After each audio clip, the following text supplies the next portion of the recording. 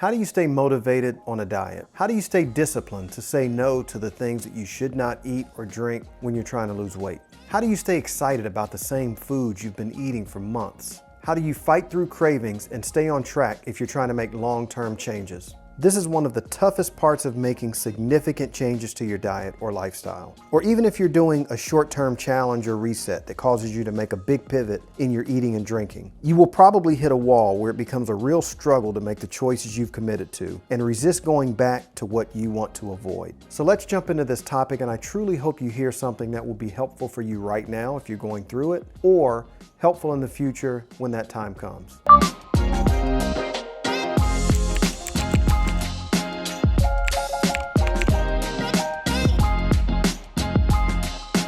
If this is our first time meeting, my name is Marcus Bailey. It is my goal to help as many people as possible not only make the decision to take control of their health and wellness, but also give you tips and resources to help make that decision more enjoyable and easy to stick to long term. One of the biggest challenges we face once we've made the decision and have actually gotten started is a point just beyond where your enthusiasm and excitement wear off. And at that point, the road goes from flat to uphill, and it's not as easy to make the choices we've committed to making initially. It feels like it takes more and more willpower to stay consistent. It's harder to resist eating or drinking things that are considered a cheat on the diet plan we've chosen. So I want to talk about why that happens, and why even though everyone goes through it, it may happen to each person at different levels of highs and lows. And I definitely want to share some things to help you manage your ups and downs. So first, let's get on the same page about exactly what's happening and why when you make these major changes to your dietary and intake habits, your body seems to just fight back. I believe it's very important for you to have this context before we jump into the motivation part. Internally, your body wants to maintain what's called homeostasis, or simply put, keeping everything in balance. It's kind of like a chemical call and response game where your hormones and neurotransmitters react to whatever conditions you introduce them to.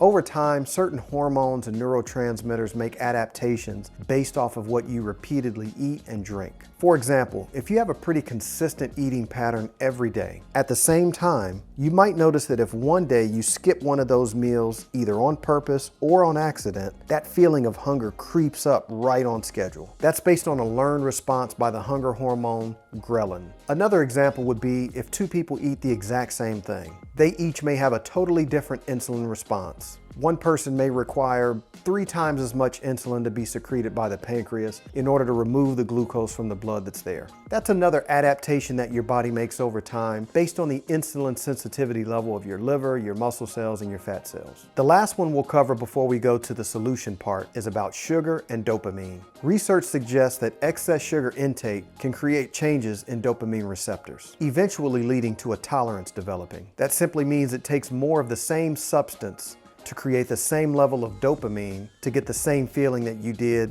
with a lesser amount of that same substance before. So what does all this have to do with the motivation to stick to a diet plan? Well, most advice is based on you being strong-willed, having a great attitude, and telling yourself it's only 60 days. But that doesn't address the part that we just talked about, the part that you can't control, the part that actually controls you. We really aren't preparing ourselves to fight on all fronts. Your body is well designed to keep things just as it is once it gets good and settled in. So your body really doesn't care at all that your mind is saying it's time to diet and time to make a change. And that leads us to the first tip to keep you motivated to not give up on your diet. And that's to adjust your target, thus adjusting your behaviors. The purpose of this is not to get you off the road towards your health and fitness. The goal is for you to reprogram your journey's GPS to a destination that's on the way to your end goal, so that you don't try to drive all the way there and run out of gas on the way. Let's say someone sets a goal to lose, say, 100 pounds. They get a few weeks in, step on the scale, and they've lost about 8 pounds. Now, as we talk through it here, that sounds like pretty good progress. But in the moment, to that person, that's not enough. The goal is 100, and 4 compared to 100 is way too big of a gap and far too little off so far. But if the goal was to lose 20 pounds in 60 days, on the way to losing 100 pounds, you're almost halfway there. So in that moment, you feel a lot more accomplished. It's just like setting any goal. It can be very tough, if not outright demoralizing, to set a goal so high that you definitely can achieve in time, but not set small checkpoints along the way. There has to be some milestones set, just like the GPS example we used earlier. Just like if you were to drive from New York to Texas. First of all, the route's not going to be in a straight line, but secondly, you know there is no way you or your car will make it without checkpoints to regroup, refuel, and refocus on the next stop on your way to your final goal. The second tip to help lower the incline on that hill, so to speak, and that kind of builds on tip number one, is to not compare your results to anyone else's. The only thing that you should be comparing and contrasting, specifically when it comes to other people, is activity. So if you and 3 friends decide to go on a diet together, or even if you decide on your own, but you might be doing it based on someone else who was successful in the past, don't bother to track how fast you lose weight in the first 30 days versus them. Track whether you are maintaining the activity level you committed to, and keep tabs on their activity, not their results. Here's why, and I'll start with the activity part. On the road to any goal, particularly when it comes to diet, exercise, and wellness, you need to focus as much of your attention as you possibly can on the things that you can control. Are you getting the movement time you committed to? Are you saying yes to the things you need more of? And are you saying no to the things you know are going to set you back? Are you stretching, resting, creating an environment that supports your goals like planning, meal prepping, putting the candy jars out of sight? We do those things already in other areas, like with money. We save and invest in order to grow a rainy day or emergency fund, but we can't control the stock market or interest rates. We keep the habit of saving money and know that over time, even with the rates and fluctuations, we'll get the yield and the results that we want down the road. The other part is to not compare your results to other people's results. Despite what you may think, you and your friends are not starting at the same place. Even if you all want to lose the exact same amount of pounds, you're not beginning from the same place physically, physiologically, mentally. You don't have the same habits to break or develop. You don't have the same habits at work, school, or home. So it's good to keep each other accountable when it comes to the activity, but I would discourage you from doing any weekly weigh-ins or comparison of weight loss. If you want to chart and track something, chart behaviors like number of days in a week on target with calories, number of days you stayed within your intermittent fasting window, miles walked or cycled, or something like that as a group. And remember earlier when we talked about the processes going on inside your body, like hormones and chemicals and those types of things. No two people will change internally at the exact same rate and at the exact same way. Plus, let's just say you compare your results with other people and you happen to be behind.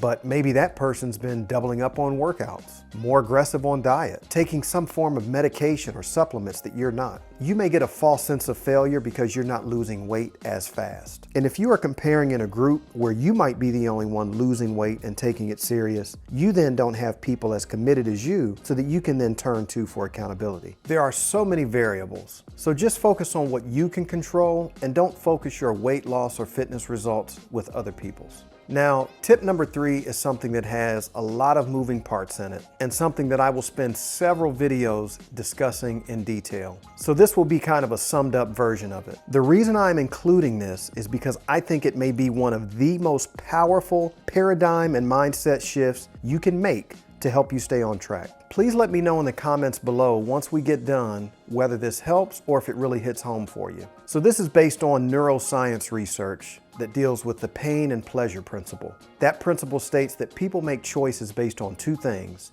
either A, the desire to avoid pain, or B, the desire to obtain pleasure. And don't worry, this won't be a psychology lesson. I just really wanted to set the stage for this. The reason why this tip has so much packed into it, and why for some people watching may be the most powerful tip of all, is because most of the health and fitness goals that we set are based on things that we really don't have an understanding of exactly what type of pleasure it will bring. Sure, we know that we will feel better, look better, but for most of us, those feelings aren't strong enough to pull us towards the diet and the lifestyle that we need in order to make those goals happen. This isn't to make anyone feel bad or guilty. I want to help you understand why we, meaning me and you, and a lot of people watching, understand that if there was more pleasure in not eating something, like say a cupcake, than in eating it, all of our problems would already be solved. And again, based off of what we talked about earlier, there's still hormones and neurotransmitters at play inside of the body, especially those that are hitting the reward centers of the brain. They have a pretty big impact on our cravings and our actions. Now, like I said, there's a lot more to unpack on this subject, but we'll do that in other videos. And that brings us to the other side of the coin where that third tip is, tapping into what can sometimes be an even stronger motivating factor than seeking pleasure. And that is the avoidance of pain. So my tip here is if you are at the point where losing weight, having better health, getting fit may not pull as hard as you need to stay motivated, then let the pain of where you are, where you've been, and what you are at risk of losing push you instead. Let me say that again. Instead of letting pleasure pull you towards your goal, let pain push you towards your goal. Listen, I take this very seriously, and I know that this has helped me in so many ways, even outside of diet in my life. Take some time, think about, and write down those pain points associated with not staying committed, not staying the course, and not achieving the health and fitness goals that you've set for yourself.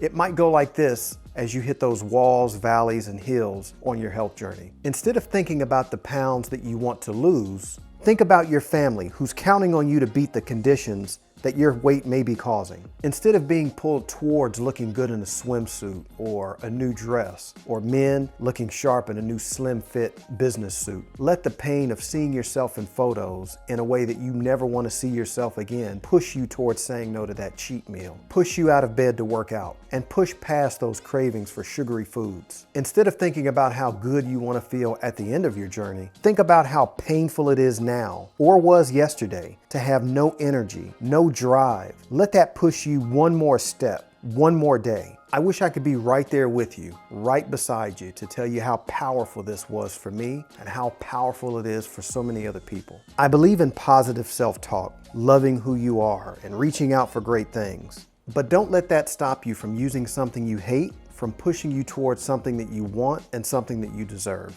Listen, you're facing an uphill walk, and it won't be as easy as the marketing and the advertising and the TV commercials and even some other videos on YouTube will tell you that it's going to be. But if you know what you're up against, not just the mental, but the chemical element, you will win. You will be able to do for yourself what I, the people that love you, and the people that count on you wish nothing more than for you to accomplish. Difficult does not mean impossible. I'm rooting for you and I'm praying for your success. There are so many great things in store for us along this journey towards better health. We will get those great things together with meals, movement, and mindset. Thank you for watching.